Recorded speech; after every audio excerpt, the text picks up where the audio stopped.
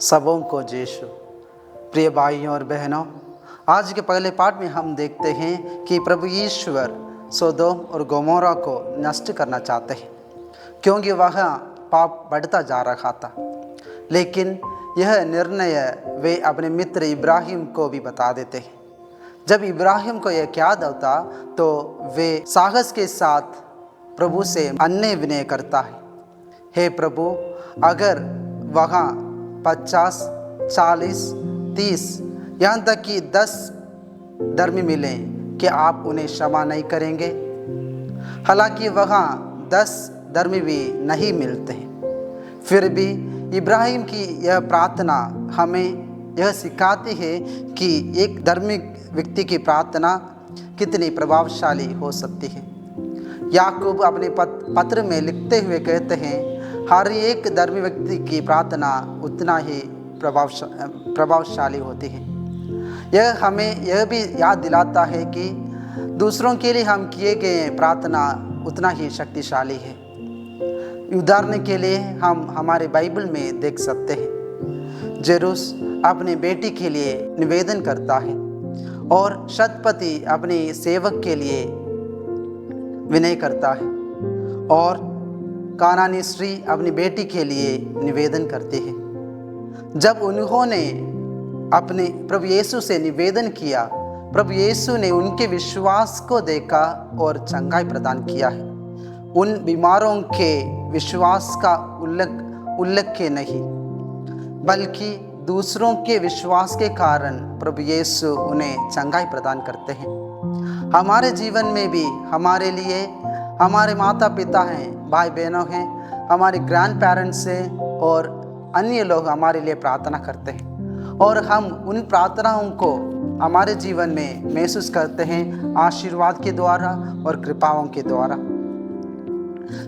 संत मोनिका के जीवन को हम देखें। संत मोनिका वर्षों तक अपने पुत्र अगस्टिन के लिए प्रार्थना करती रहती थी और उनकी प्रार्थना एक दिन उस खोए हुए युवा को संत अगस्टिन बना देती है।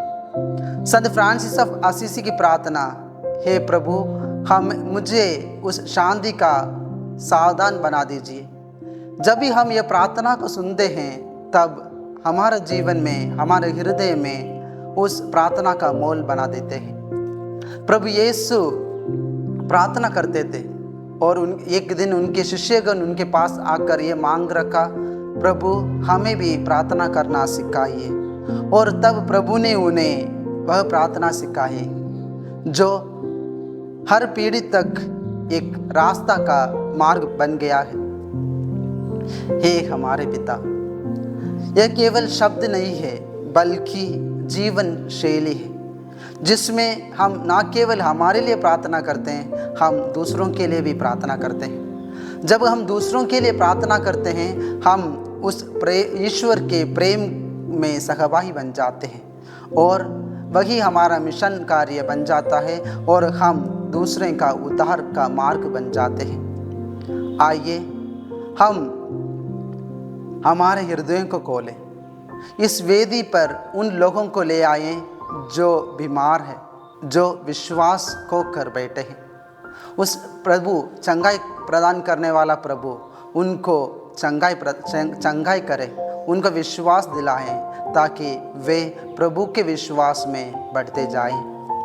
आज हम बुजुर्ग दिवस मना रहे हैं। हमारे घर परिवार में हमारे दादा दादी या नाना नानी होंगे। अपने उन उम्र के इस पड़ाव में वे हमसे कुछ नहीं चाहते हैं, वे सिर्फ हमारा समय चाहते हैं। वे सब हमारे लिए मार्गदर्शक हैं और हमारे लिए आशीर्वाद का एक माध्यम है। हम उनका सम्मान करें और उनके अनुभव से अपने जीवन के लिए प्रेरणा प्राप्त करें। आमीन।